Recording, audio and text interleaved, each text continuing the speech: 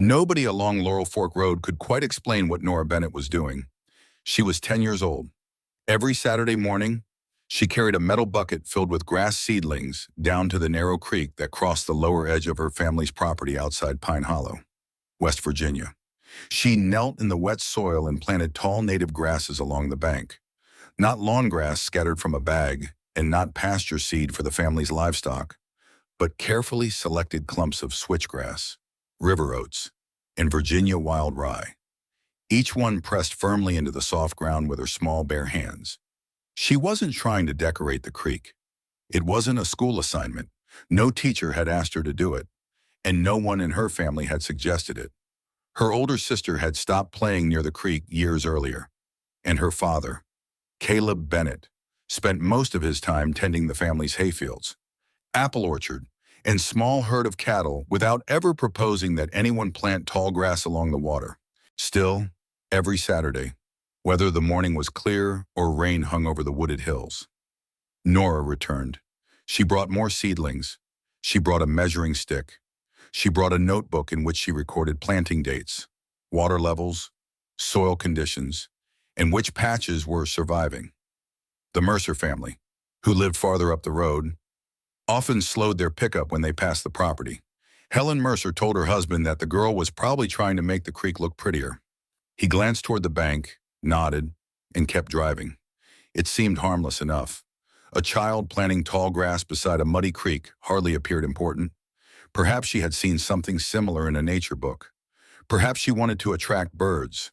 Nobody thought she was doing anything wrong. Nobody believed she was doing anything that mattered. They assumed she was simply improving the appearance of an ordinary creek. They were wrong. The Bennett family had lived on the same 190 acres in the Appalachian foothills of West Virginia for nearly 70 years. Hay covered the upper meadows each summer, a small apple orchard stretched behind the farmhouse, and a modest herd of Angus cattle grazed the lower pasture. A narrow mountain creek wound through the eastern edge of the property before joining a larger stream several miles downstream. Most of the year it was peaceful, clear enough to reveal smooth stones along the bottom and shallow pools where salamanders, crayfish, and native trout found shelter beneath fallen branches. But spring in the Appalachian Mountains often brought long periods of heavy rain.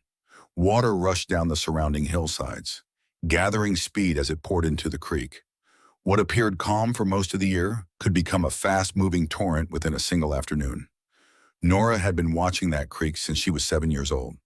While other children searched the woods for wildflowers or climbed old maple trees, she sat quietly beside the water after every storm. She noticed how the current changed. She noticed how the water turned dark brown after heavy rain.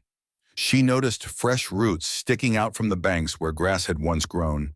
And she noticed that each spring, the creek seemed slightly wider than it had been the year before.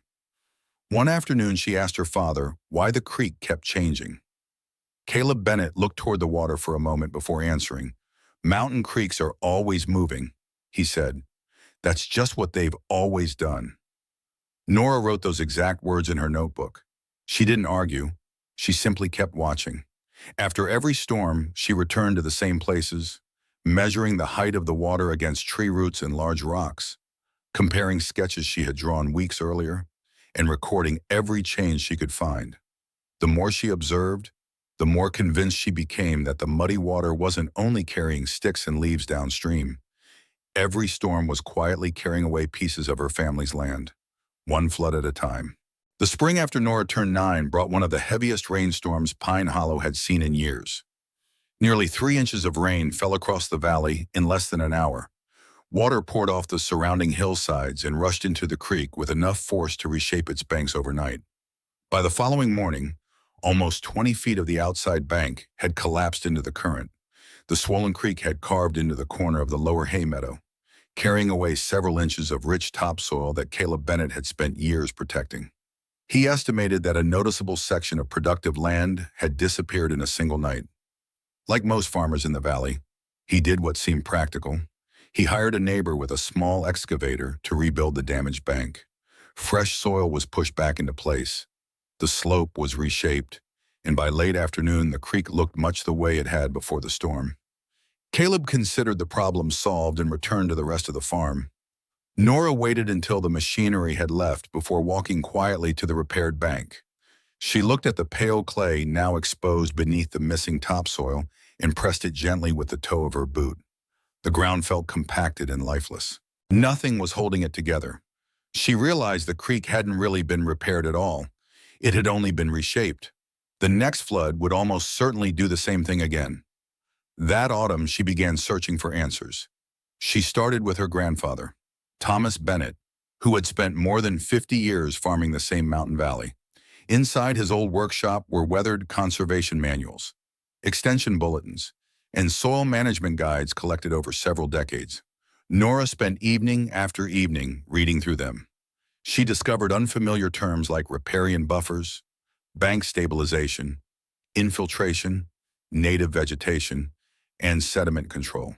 Whenever she found a phrase she didn't understand, she copied it into her notebook and looked up its meaning later. As the weeks passed, one idea appeared again and again. Healthy creek banks were protected by healthy roots. Bare soil disappeared. Deep-rooted native grasses held the land together. By the time winter arrived, Nora no longer believed the creek was simply following nature. She believed it could be protected. She simply needed to learn how. The following March, shortly after Nora turned 10, her mother drove her to the Natural Resources Conservation Service office in nearby Elkins. She carried the same weathered notebook she had been filling for nearly 3 years. A conservation specialist named Samuel Harper welcomed them into his office and spent almost an hour listening as a 10-year-old girl explained everything she had observed beside the mountain creek behind her family's farm. She showed him sketches of the banks after different storms, measurements of water levels, rainfall records, and pages filled with questions she had collected over the years. Samuel carefully studied every page before explaining what Nora had been trying to understand. When fast-moving water strikes a bare creek bank, it carries loose soil away little by little. Every storm removes another layer until the bank becomes unstable and eventually collapses. But deep-rooted native grasses change the way floodwater behaves. Species such as switchgrass, Virginia wild rye, and eastern gamma grass send roots several feet into the ground, binding the soil together beneath the surface. The tall stems above the ground slow the current before it reaches the bank, forcing the water to spread out instead of cutting directly into the earth. As the current slows, much of the sediment it carries settles harmlessly among the grasses instead of washing downstream. "You can't stop a flood," Samuel told her. "Mountain creeks will always rise after heavy rain. But you can slow the water enough to give the land a chance to protect itself." Nora wrote every word into her notebook before they left. Samuel explained that the NRCS operated a native grass restoration program that provided reduced-cost seedlings for landowners working to stabilize creek banks. He offered to reserve several trays for her project. Nora accepted immediately. A few weeks later, she returned to collect them, paying for part of the seedlings with money she had earned helping her grandmother sell apples at the local farmer's market the previous autumn. As she carefully loaded the trays into her mother's truck, she already knew exactly where each one would be planted. For the first time since she had begun watching the creek, she wasn't simply recording what the water was taking away. She was finally ready to help the land fight back. Nora began planting during the first week of April. She started along the outside bends of the creek, where the current struck the banks with the greatest force after every heavy rain. She planted switchgrass on the higher ground, Virginia wild rye along the middle slopes, and eastern gamma grass wherever the soil stayed damp throughout the year. Every seedling was placed by hand. She dug each hole with a narrow planting trowel, pressed the roots firmly into the soil, packed the earth around them, and marked the location in her notebook before moving to the next one. The work proved much more difficult than she had expected. Some sections of the bank were filled with loose gravel that shifted beneath her feet, while other areas were packed with dense clay that was difficult to dig through. Within the first afternoon, blisters covered both of her hands.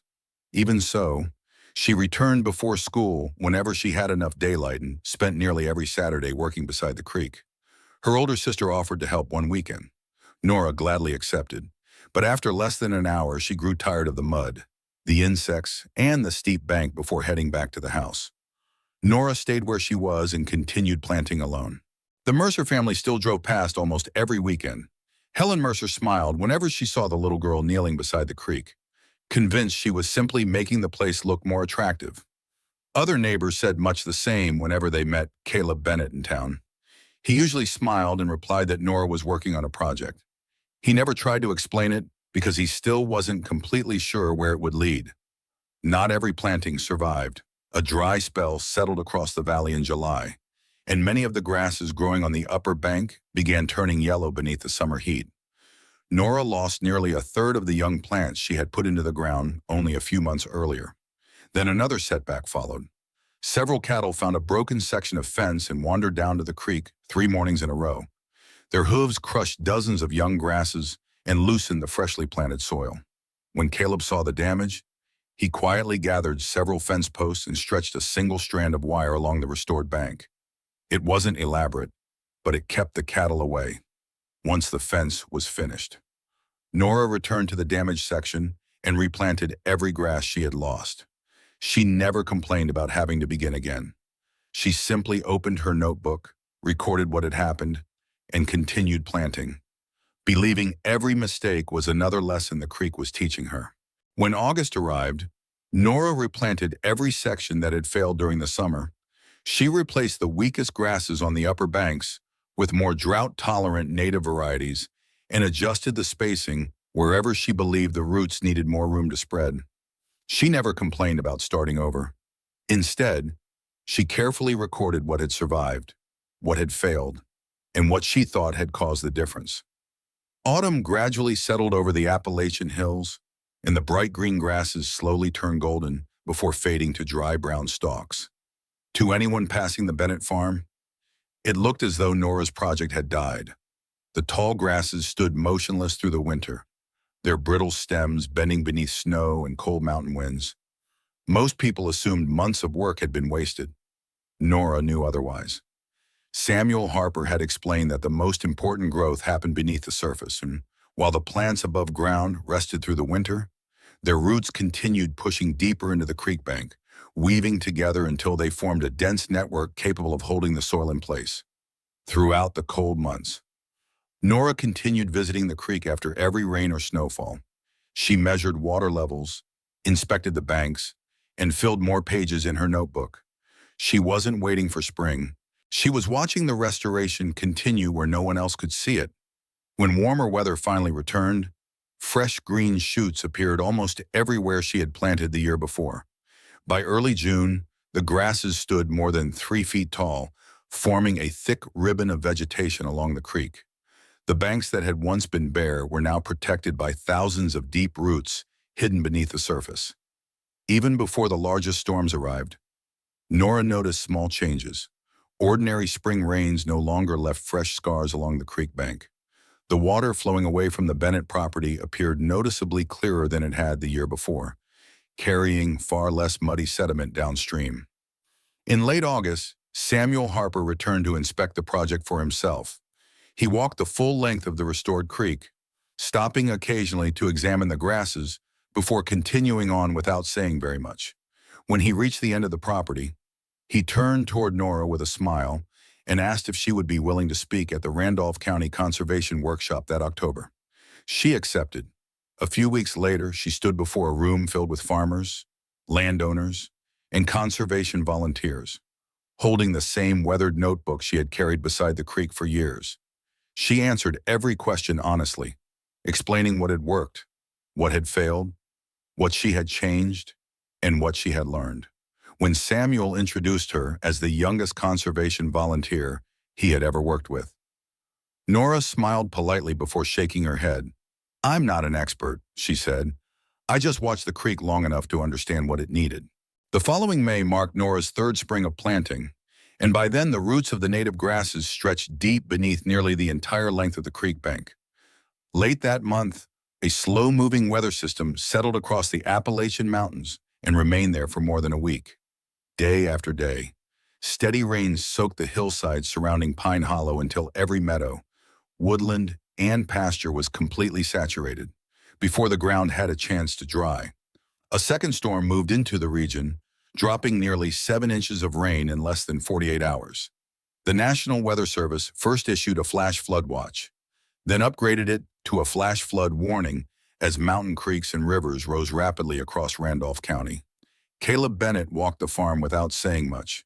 He moved the cattle to higher pasture, checked the orchard, secured loose equipment around the barn, and finally stopped beside the creek where Nora had spent the past 3 years planting. The water was already dark, swollen, and moving faster than he had ever seen. Across the valley, unprotected creek banks began collapsing beneath the force of the flood. Sections of pasture disappeared into rushing water. Wooden fences gave way as the ground beneath them washed out, and muddy currents carried valuable topsoil downstream. The Mercer family lost part of their lower pasture when the creek cut through the outside bank, while another neighboring farm watched floodwater carve into the edge of a hayfield. Everywhere people looked, the storm seemed to be taking land with it. On the Bennett property, the creek rose until the water nearly reached the top of its banks.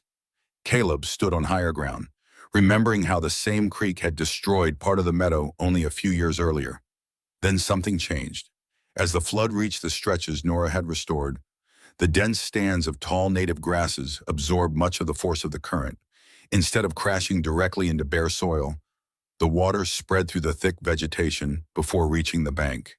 Hidden beneath the surface, thousands of deep roots held the earth tightly together. Sediment that would normally have been swept downstream settled harmlessly among the grasses instead. The creek still flooded, but the banks did not collapse. The meadow behind them remained untouched. While neighboring properties suffered severe erosion, the Bennett family's land stayed firmly in place through the largest storm Pine Hollow had experienced in decades. When the rain finally ended and the floodwaters slowly retreated back into its channel, Caleb Bennett walked the entire length of the creek before sunrise. For the first time in years, he never found a freshly collapsed bank or a stretch of exposed subsoil where the current had cut into the land. The creek remained in its channel. The banks were still standing. The meadow behind them was untouched, and the rich topsoil that had disappeared after so many storms over the years was still exactly where it belonged. Caleb stood quietly for a long moment before turning back toward the farmhouse. He found Nora sitting at the kitchen table with her notebook open, already recording the highest water level the creek had reached during the storm. He pulled out a chair and sat across from her. After several moments of silence, he finally spoke. "I should have asked you a long time ago what you were doing down there." Nora looked up from her notebook and smiled. "Now you know," she replied. Neither of them said anything else. 4 days later, the Mercer family walked across the pasture to visit the Bennett farm. They hadn't come to admire the creek. They had come to understand why their own banks had collapsed while the Bennett families had remained intact. Helen Mercer stood beside the restored creek, looking at the tall grasses that were still standing after the flood, and quietly admitted she had believed all along that Nora had only been trying to make the creek look nicer. Nora walked with them along the entire restored bank, explaining everything she had learned over the previous 3 years. She showed them how the deep roots held the soil together beneath the surface, how the tall grasses slowed the current before it reached the bank, and how slower water dropped its sediment instead of carrying fertile soil downstream. She explained that no one could stop a flood, but they could change the way floodwater moved across the land.